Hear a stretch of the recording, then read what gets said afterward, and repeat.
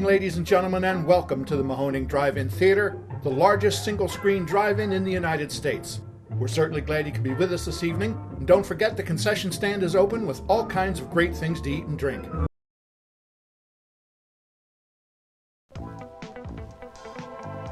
.3 Mahoning Drive-In Radio, your old friend Virgil back once again for another exciting episode of the podcast. As you guys know, the only podcast dedicated to the love and revival of our beloved drive-in culture, joined as always by my co-host and general manager extraordinaire, Mark.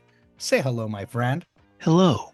And I apologize if my voice sounds a little bit hoarse, but we are coming out of the wave of literally one of the greatest weekends here at the Mahoning Drive-In Theater as we hosted the Mystery Science Theater fan event with Joel Hodgson. And like when we talked about wanting to tap this fandom and wanting to do a show, it really started as, well, we can play episodes up on the screen. We just need to find who has the rights to do that. As the Mahoning grew over the last 5 years since the pandemic, we knew that we had to put certain elements in place to make this live up to a true Mystery Science Theater at the Mahoning fan event.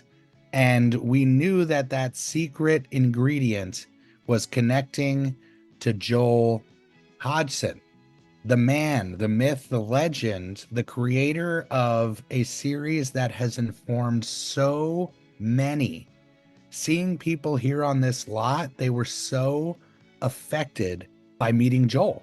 It's when I said it on the stage as he did his meet and greet, when somebody lives with you as long as Joel has, or a property has lived with you as long as Mystery Science Theater has for a lot of us, it becomes part of your soul. It becomes part of your makeup.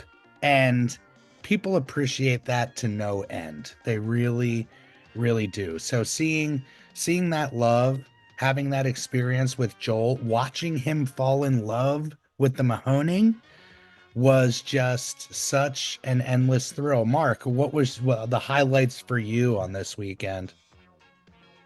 The highlight for me for the Mystery Science Theater 3000 Ultimate Fan Event, which I believe was the official title, was seeing the Mystery Science Theater fans come out and have a place to gather and be who they are and come out in costume in the Gizmonic Institute jumpsuits and the homemade Crow and Tom Servo robots and the people dressed up like characters from the movies that were on the show and get to just bask in that thing they all love, which is not really that much different from any weekend at our theater. But I don't know if all these people had had a chance to do a fan gathering before. I don't know if there is an official Mystery Science Theater 3000 fan convention. So that was really cool. To just talk to Joel on low key as a person was very cool.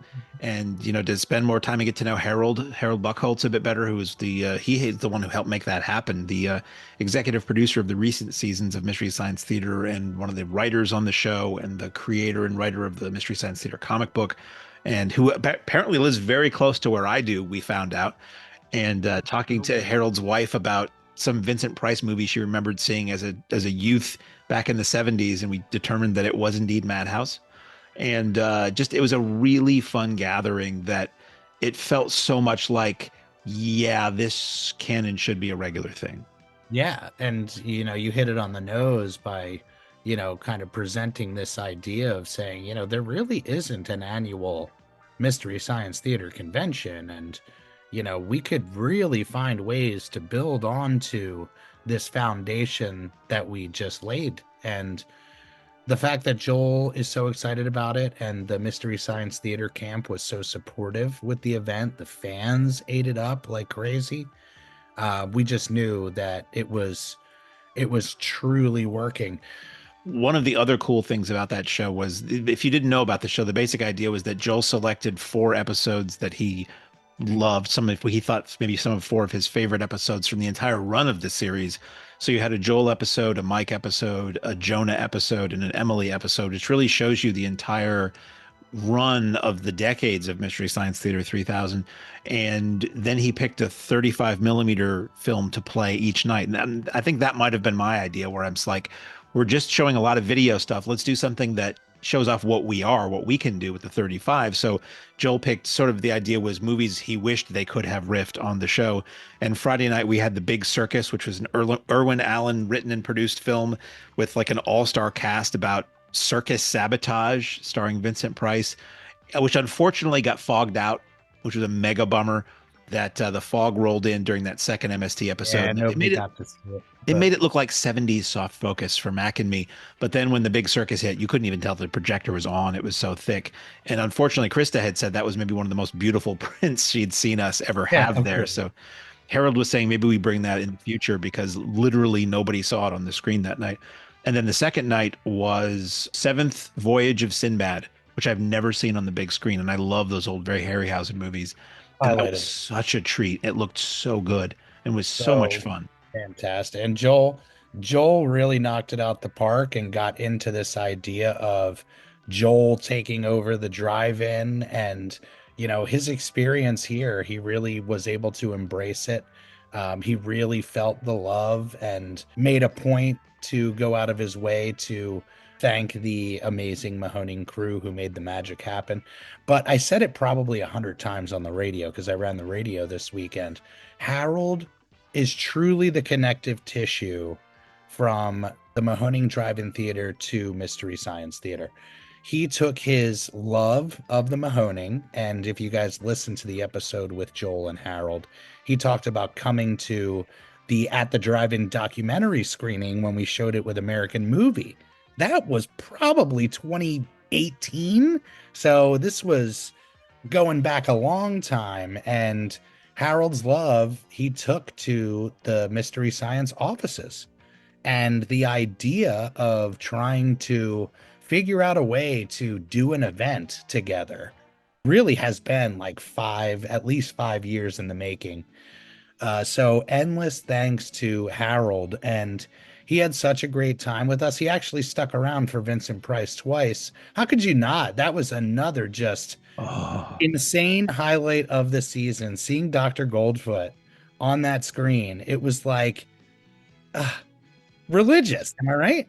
people probably don't know. If you've been to the Mahoning Drive-In Theater in Lehighton, Pennsylvania, you might have seen staffers we have little walkie-talkies that we all have so that we can communicate from various parts of the lot. And if anybody needs help or whatever, somebody needs a jump, we call them. But it also serves as a little bit of a running commentary on the movies that nobody except staff gets to hear. And I always joke that we should record those some night, and that's a Patreon exclusive, is all the stuff that we say in the walk-ins. But at one point during Dr. Goldfoot, and if you've never seen Dr. Goldfoot in the Bikini Machine, you really should. This is a Vincent Price movie that is directed by somebody who directed Martin and Lewis and Jerry Lewis movies, written by somebody who wrote Three Stooges movies, and it feels like it. It's got a lot of connections to the Beach Party movies. It's from 1965, and it's a spoof of like Bond and Goldfinger. So Vincent Price is this way hammy, over the top, just loving every minute of his performance himself as well as the audience, who has created this machine that cranks out gold bikinied female robots, fembots, if you will, who are sent out to basically woo rich guys and have them sign over everything to them, which then becomes the property of Dr. Goldfoot.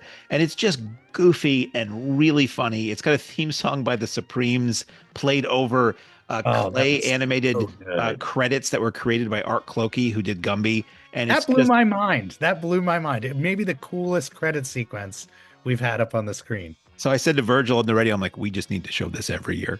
That's the quote of the year. We got to show this every year. And that was after the sequel, Dr. Phibes Rises Again, which I really had a good time with. I hadn't seen Oh, it anywhere near oh. as much as the original Abominable Dr. Phibes. And it's super fun. It made me really regret that they didn't make more of those, although I know the author of the guy who created the original film or wrote the original film subsequently wrote a series of novels, which I now really want to read because I'm watching this and it's Phibes in like Egypt. And I'm like, I want to see Phibes in Venice. I want to see Phibes in Paris. I want to see Phibes, everywhere wreaking havoc. and we had a video intro from Justin Humphries, who wrote the book, literally wrote the book on the movies. He wrote the book, The Abominable Dr. Phibes, or The Dr. Phibes Companion, and he's got a book out about George Powell right now too. And he had a very interesting and funny intro with behind the scenes on Phibes Rises Again, and a quote from Vincent Price that had everybody laughing, which was really cool. So I'm a Yeah. big Vincent Price fan. The raffle was amazing, thanks to various companies who donated stuff to us, and Johnny Wheats, who got this amazing original poster, or Oh, newly commissioned artwork for the first Phibes movie.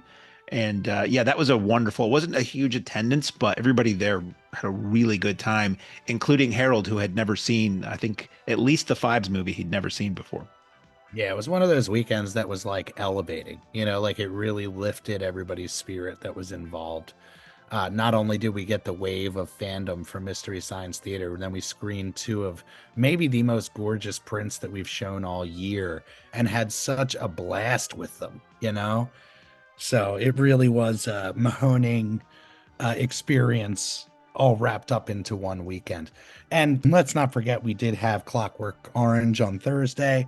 Naturally, we had costumed characters show up, some droogs, if you will. And People were talking about the one Droog who came into the snack bar and never broke character, never broke the yes, accent. that laugh, dude, he had that maniacal laugh down. It was incredible. It's very much like the guy who was here for The Shining and wouldn't break character. We don't know who that was. Somebody Dominic dressed up as Day. like the bear from The Shining, or the teddy bear. When that door opens up and you see a guy in a bed and a guy like in a bear costume, the bear costume showed up and did not speak the entire night. Yes. Yes.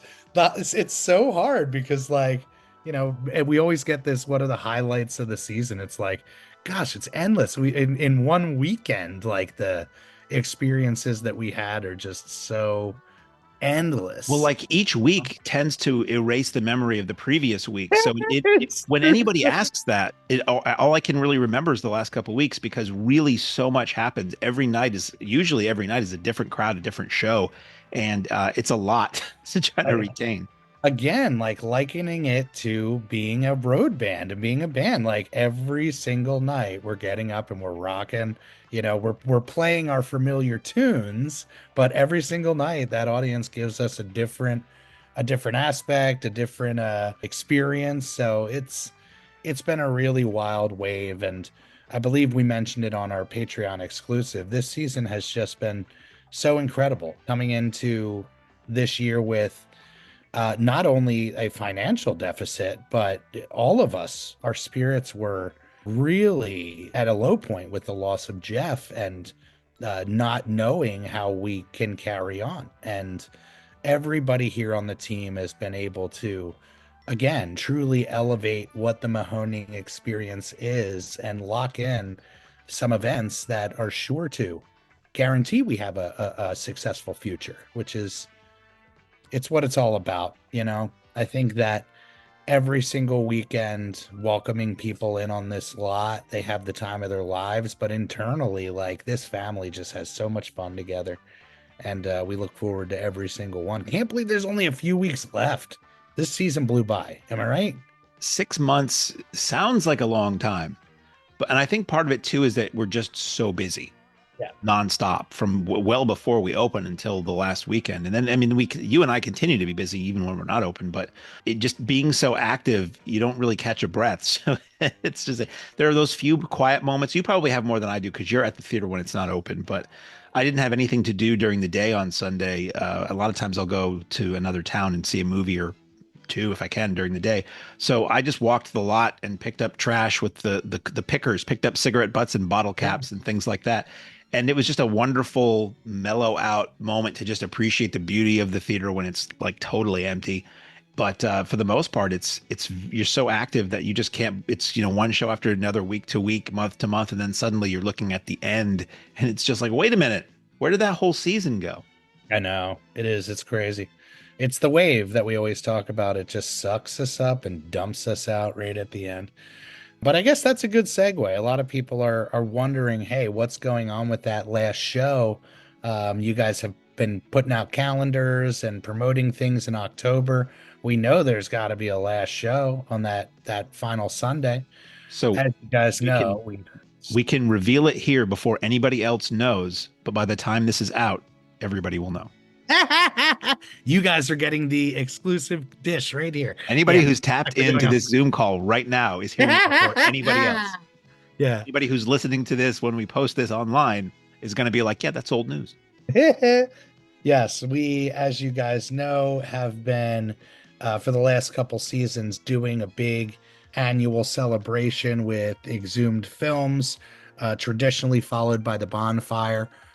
Wicker Man, we did 3 years ago and burned an actual Wicker Man built by the amazing John Demmer. That was insanity.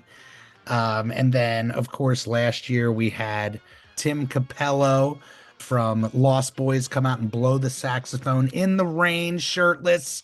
I mean, how do you top that? And this year, we were tasked with how do we come up with the best Halloween themed night that'll bring a real fright to our crowd. Well, we play Fright Night with Charlie and Evil Ed. That's right. We got William Ragsdale and we got Stephen Jeffries in the house. They're going to hang out at the bonfire with us. Like they're coming down to get down. It's going to be a great one. I can get my VHS Vestron tape of Fraternity Vacation signed by star Stephen Jeffries. Boom. Yeah. These are both guys that we've been wanting to get to the Mahoning for a long time. The timing really worked out for this one. We know they're going to have the time of their lives. And as Mark said, you're getting the exclusive, but it actually will be just announced very recently. So unless I put this out 5 minutes after we record it. Yes, you guys can get your ticks at mahoningdit.com. And yeah, it's hard to think that we are promoting our final show. It's hard to think that we are really kind of in the final stages of the 2024 season, but we started this amazing thing last year. Soft launched this ship away from the shore. This idea of taking this success and spotlight that has been shined on us by so many and widening it and doing some shows at some like-minded theaters and continuing to spread the love of the Mahoning Drive-In Theater and the importance of the drive-in culture's preservation as we hit the road for the Mahoning Road Show.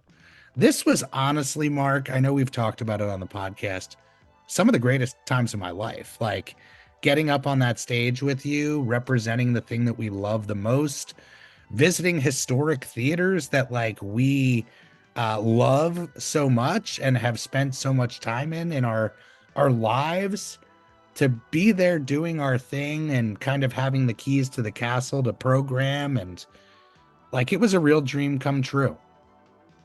It was very cool because typically we don't really see each other in the off season. Sometimes we'll have a staff gathering, or last year we did a Patreon Simplex gathering in the off season for members. Like we usually do these virtual shows or shows at the theater, and we did one like a preseason kickoff thing. But other than that, we don't get to do our thing. We do the podcast in the off season. So yeah, to be able to go to these theaters that some I'd been to, some I hadn't, that were just amazing, and have so much fun seeing regular customers closer to where they live.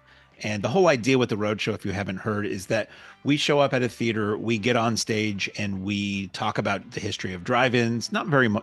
Not too much jibber jabber. We know you're there for the movies, but we talk about the history of drive-ins, history of the Mahoning, little background about the movies we're about to screen, and then it's vintage trailers and snack bar ads like we would play at our theater.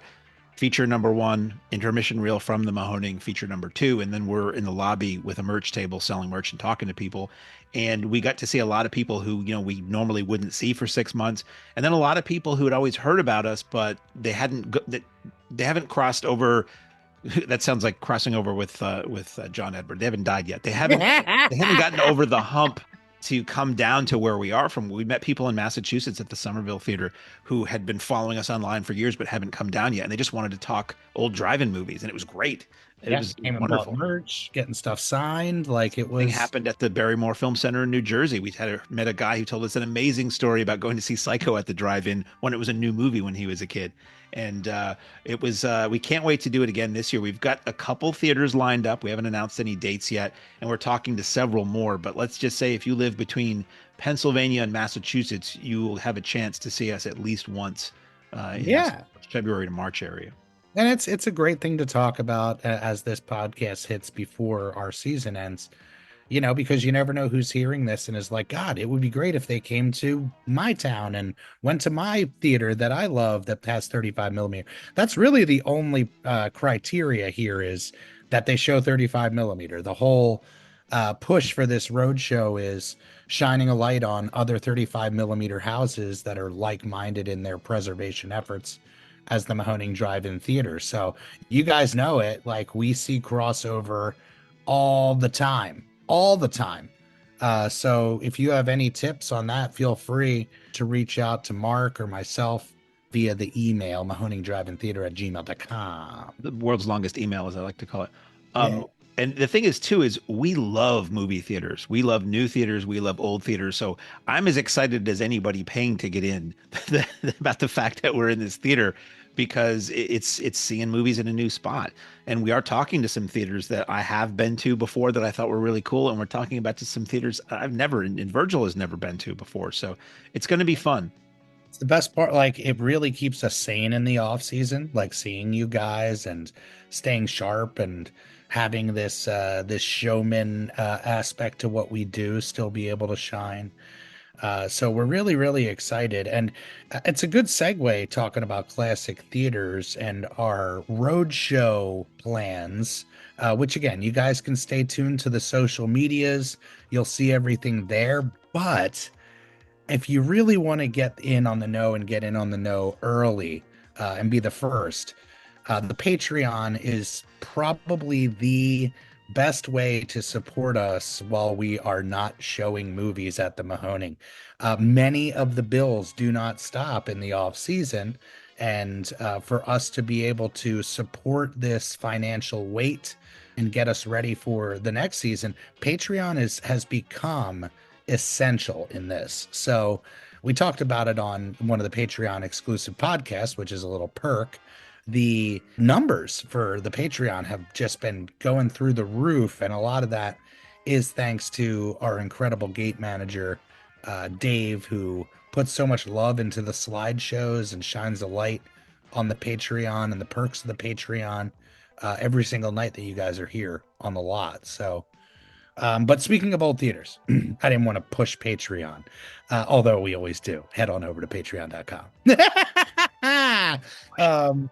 I had an amazing experience with somebody who is connected to the Mahoning Drive-In Theater and connected to a classic theater. Before myself and Matt came in, and before Jeff came in, this place was ran for many years by a couple named Mike and Deb, who managed this place and ran it for our landowner Joe for many, many years. Eventually, Jeff would come in and become Mike's projectionist before he eventually got handed the keys to the castle and became officially manager. And unfortunately, Mike had passed away. I guess this must have been at least 5 years ago when we got word that Mike had passed. And this was just through kind of the theater world and old connective tissue to the family. But Mike and Deb ran a theater locally in, I believe it's Coaldale, called the Angela Triplex. Three screener, glorious historical theater that really fell on hard times and then really, really hit the skids when the pandemic came in. So much so that they have not been open. And I think for many, even the locals, they thought this is a lost cause. Unfortunately, the roof needed full repair. They were getting leakage. I know that when I had been in there last, they had issues in pretty much every single theater, every single space that they had.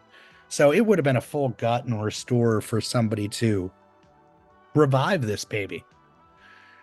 So we get a message out of the blue, and the message is from somebody named Mike, this guy's last name.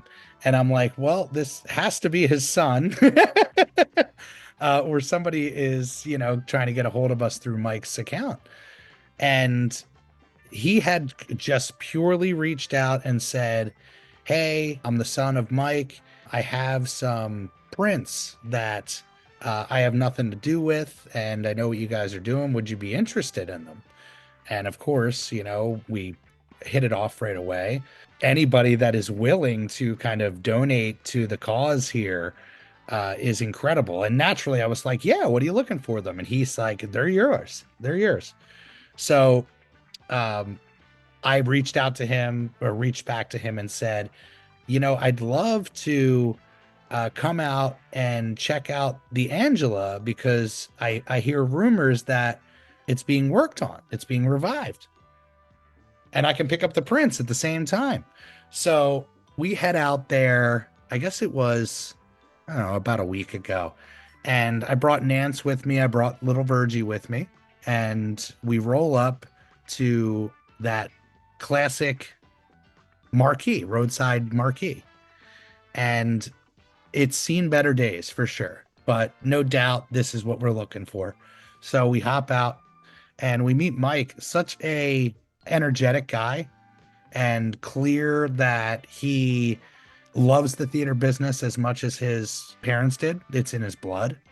And when we step into the theater, I have these memories of seeing it last. And he had started the work to fully renovate the Angela Triplex, which is, from the Mahoning, I'm going to say it's not even 15 minutes, not even, like right down the road.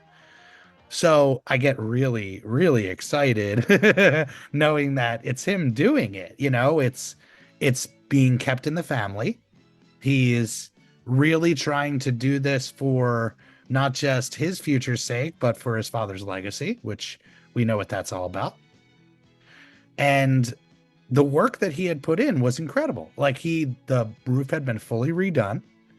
He took me into a couple of the ancillary rooms and ancillary spaces that had been fully redone. It was really coming together and really taking shape. And, I told him how inspiring that it was to see a place that really, I think everybody wrote off, which happens a lot of times with these classic indoor houses that were kind of plopped in the middle of a township, it becomes obsolete. So it was really, really a beautiful meeting with him and a couple of choice moments with him, not just taking the tour through the theater, which is always a thrill. He had a great photo book, a photo album, of his family at the Angela, working on the Angela, working at the Angela, doing renovations, which he said they did a full renovation in the 90s. Which is heartbreaking to think, not even 20 years later, it would be a fully inoperable theater. But I'm flipping through and, he's telling me some stories of, his pop and him at the Mahoning and his years here on the lot and how they used to kind of split time between here and another local drive-in and the Angela. So he was a really hard-working guy and really great to see his son keeping things alive. But connected to the Mahoning once again, Nance is looking around. She steps back in the concession stand, real small concession stand.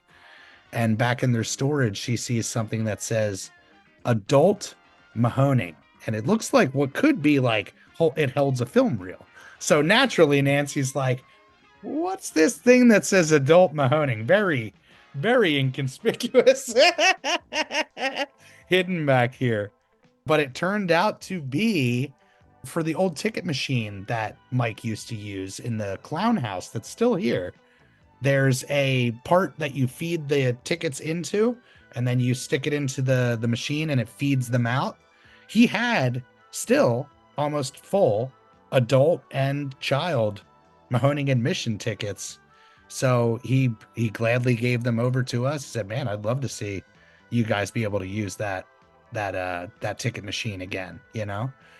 But just that's what this is all about. I think the when we talk about the roadshow preservation effort, we're continuing the preservation effort through the roadshow, supporting each other and trying to really shine a light on as many houses as possible, whether they're 35 or not. You know, I mean, in this case, the Angela has very kind of progressive ideas about what might be the future for that theater, and I'm here for it. You know, I think we're all here for it. I think anybody who takes a shot, um, it's honorable. Have you ever been I guess you've never been to the Angela. You wouldn't have You been. know, Jeff used to talk about the Angela a lot, and I want to say at some point a few years ago, he got a bunch of film from the Angela. Some of it might have been nitrate, and some of it was like old snipes and daters and policy ads and things like that.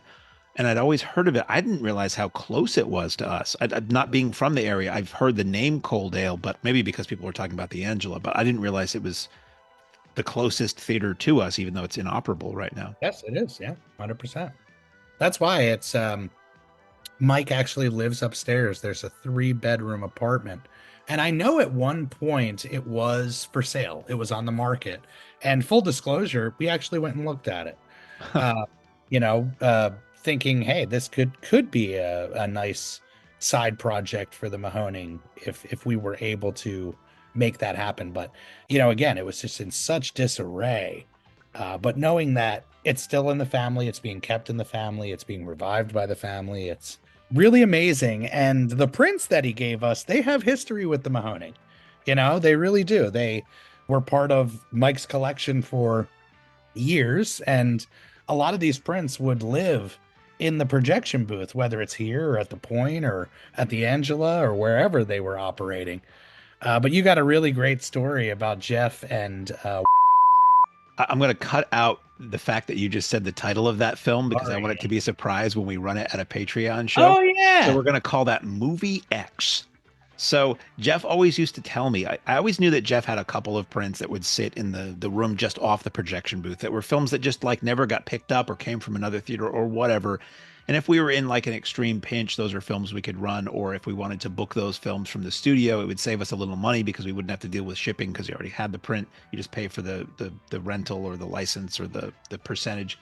But he said, we have this movie. We used to have this movie that was here from the way back when Mike was here. It was Movie X, and it was the most god awful, terrible thing. Now I know what Movie X is. I think I have a copy of it on tape, an old early videotape copy of it, and it's the kind of trashy drive-in movie that I love.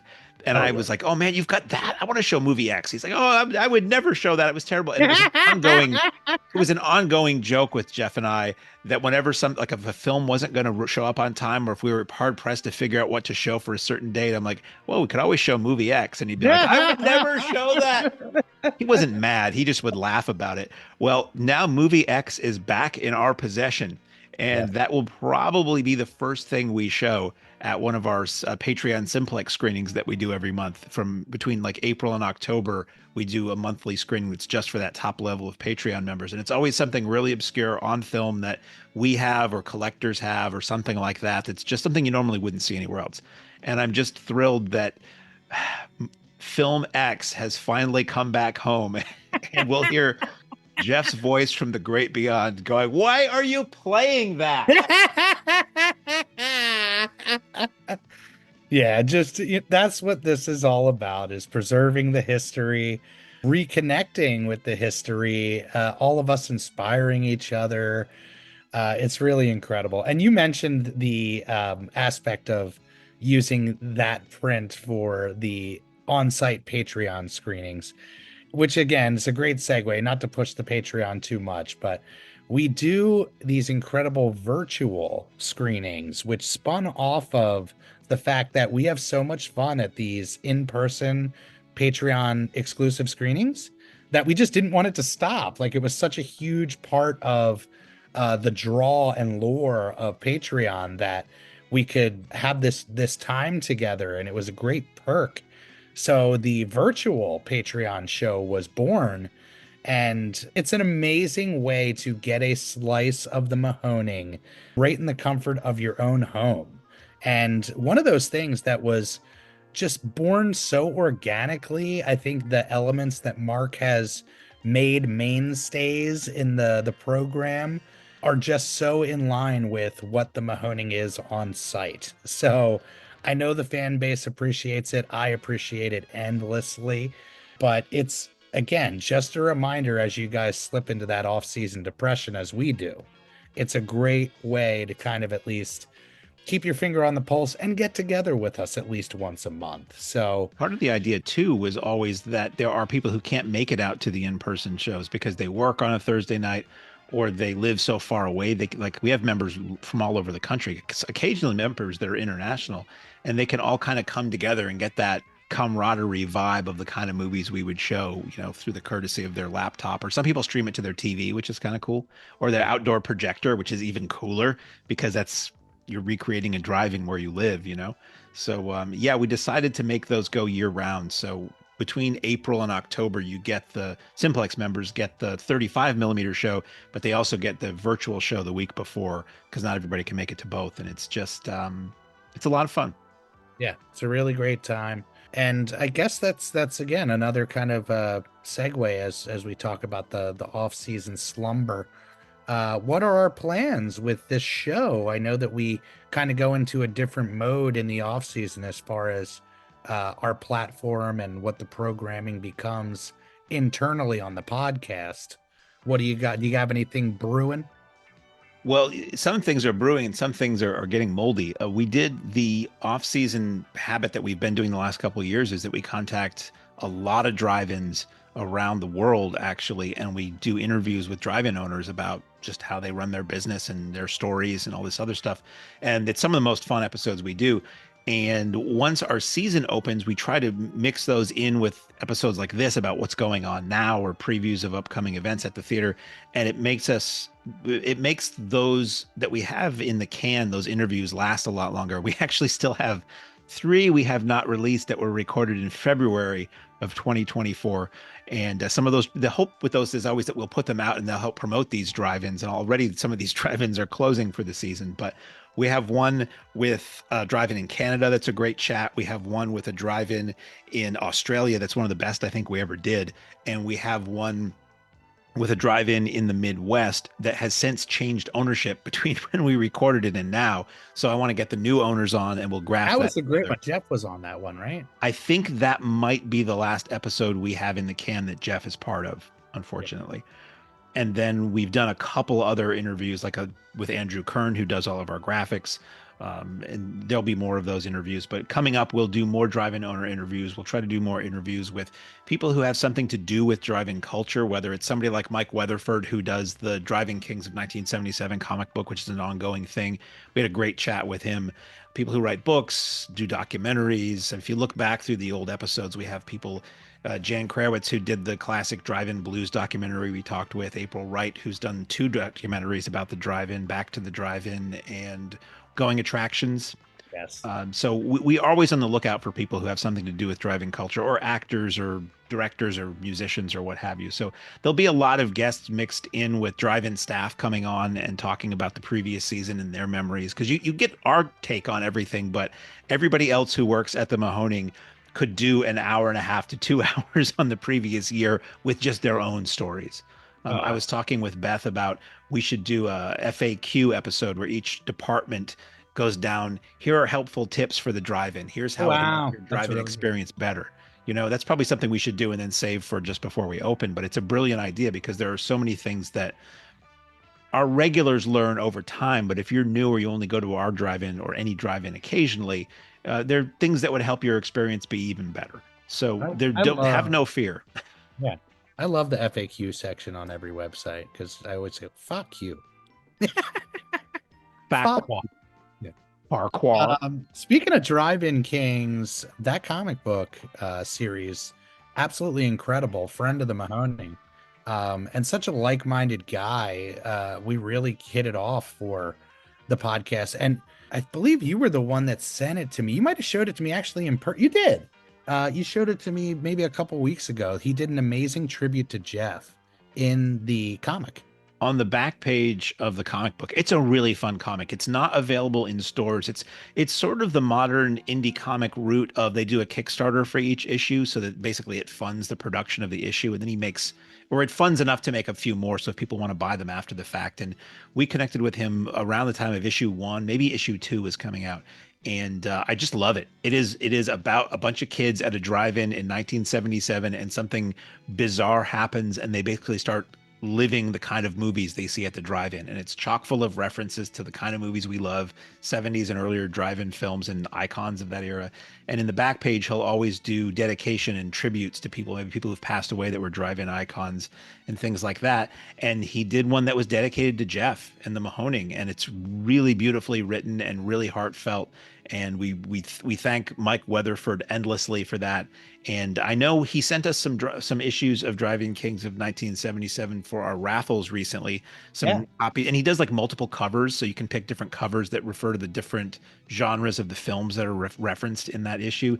But he also has combined the first 3 issues as one comic. So apparently that's something you can buy now too if you don't want to Cool. get the Yeah, individual. Mike's been such an amazing supporter, and like Mark said, he'll send us copies for the raffle. And it's that's what this whole podcast was all about. When we first started, it, we thought it would be a great way to kind of connect with the audience. But as our mantra kind of shifted into being mouthpieces for the culture at large, just being able to connect and become friendly with so many people who are connected to the drive-in culture in many different aspects and ways has been a real thrill. I guess we'd be crazy not to mention that we did just have John Waters on our lot, an absolute legend here with us. And whenever he is here, like, we are all on high alert. We're all kind of, the tension runs high. We don't want to let down or have anything go wrong to let down a king. But this year, just like last year, went incredibly well. Incredibly well. Having John out doing the introductions, I said it to so many people on the lot that weekend. He just holds the audience in his hand. He just what he does. Like, he's got you. He's such a perfect storyteller. He knows the kind of tongue-in-cheek approach to his work. So it was a real treat. And he did us the solid this year. He actually came inside and signed personal items for the VIP, top tier VIP members. And I think I got brownie points for the rest of my life because I got the pinup Johnny Depp Crybaby poster signed for Fancy. So were you lucky enough, or did you get anything signed? I didn't. I probably should have. I didn't have anything on hand, and I'm not as big into getting things signed as I used to be. For me, I always say the kick that I get in doing what we do with special guests is when I can talk to them just as a person, get a little downtime, you can chat a little bit. And You when got I hopped onto that amazing photo op that John Demmer created of it recreated the lobster attack scene for Multiple Maniacs. So he created this giant styrofoam lobstora and a couch that you would sort of slide in and look like you were being killed by a giant or accosted by a giant lobster. And Waters was sitting on the other side of the director's chair, basically laughing at you being devoured. But he would talk to everybody who came through. It wasn't just the love and shove. He like cared about everybody who came through, and he would look at what they were wearing and ask about it or whatever the logo on their shirt was. And he would talk movies or music with people for, a minute or two before the photos were taken. And we got to chat a tiny amount, and that was cool enough for me. I let everybody else get their stuff signed, but it was very cool that he did that this time because that was something that people had presumed would happen last year, but didn't. And, thanks as always to Exhumed Films for making that all happen and having that being that bridge between us and John Waters. And he's so funny. Each night he comes out and he does like a little speech before or a little chat before the movies. And he'll talk about his drive-in memories. And he'll just say he was giving programming suggestions for us that we probably really can't repeat in this podcast, but they were really and he would give the rundown for each movie, and every night he would pick a movie that he thinks is a modern classic drive-in movie. And the first night he ran William Friedkin's Killer Joe, and the second night it was this movie with Selma Blair and Nicolas Cage called Mom and Dad that most of us had never heard of, but apparently was pretty outrageous. and he did a live commentary for polyester while we ran it, which was a Yeah, raise technical the bar challenge. again. Yeah. He judged a karaoke contest each night and a costume contest we did. And it was just it's a wonderful, weird, filthy weekend. Yeah. So Mark has this kind of new thing that he's been saying. Like we'll be standing there and something insane will be happening. We'll be watching people get a photo with a lobster and John Waters for an hour. And he'll just turn to me and be like, Friday at work. Oh yeah. I say that to the staff all the time. The bizarre stuff we deal with, and stuff we never conceived would be part of our lives, and it's for us that is Saturday night at work. That is a regular night at the Mahoning A Drive-In Theater. guy wearing nothing but holding a pizza box and a jock strap. That's Saturday at work for us. You never know what you're gonna get. It was You a never costume, to be know. clear. He wasn't making a special delivery. Yeah. We get it all. We get it all here at the Mahoning Drive-In Theater. So I think, we talked about a lot of really great stuff on this podcast. As we move into the off season, we are going to be hard at work. We have a lot of projects that are on the burner as we speak. And as we close down, it allows us to focus on said projects. I'm sure a lot of you guys saw the video of me talking about the upgrade in the ladies' bathroom, the toilets being replaced. It was so funny because people would come up to like customers I don't know, and they'd be like, way to go on them bathrooms. Like really, really into the bathrooms. But I think people truly see that we are investing back into the property, we are investing back into this experience, and we are trying to make sure that this place is able to function moving into the next 75 years, at least function as well as possible. And every single night here at the Mahoning is a learning lesson. There is no rule book or how-to guide on running a drive-in. And what we have created for ourselves here is truly a one of a kind. And we take great pride in the experience that we give our customers. We take great pride in the fact that we have hundreds, maybe thousands at this point, of five-star reviews and experiences from people from all over the country that support our mission and support what we do. Every single night here is a preservation effort. Every single night is about preserving this essential community space that the drive-in culture provides. For the Mahoning, it has an extra layer of preservation on top of it because every night we are showing 35 millimeter film, which we always point to as the magic of cinema. When you talk about the magic of cinema, that 24 frames per second, tricking your brain into thinking that that is a moving picture. That magic has never lost touch with us. And here at the Mahoning, we try to spin that magic every single night. You only got a couple more weeks left, guys. Head out to mahoningdit.com, get all the dates, the details, the tickets. I highly recommend coming out to Universal Monster Mash. That is always a huge celebration. We will be doing a trunk or treat that night, both nights. We will also be doing a costume contest both nights. So, really great way to come out and celebrate. And of course, as we spoiled here, the Fright Night celebration with Exhumed Films with our two guest stars. Like, could it get any cooler? Yeah, we're doing a bonfire afterwards. That sounds like cool. As you leave the theater, folks, please be careful. Don't let this happen to your car. Be sure to remove the speaker before you leave. If you should accidentally pull a speaker loose, please turn it in at our snack bar or box office. Thank you. As I mentioned earlier, the loss of Jeff this year was an unthinkable hurdle for this team. And just like you guys have been able to support our mission here over the last 10 years, you guys have been able to check in on us and make sure that we are okay. And more importantly, support us and make sure that this business is okay and secure for so many fans across the world.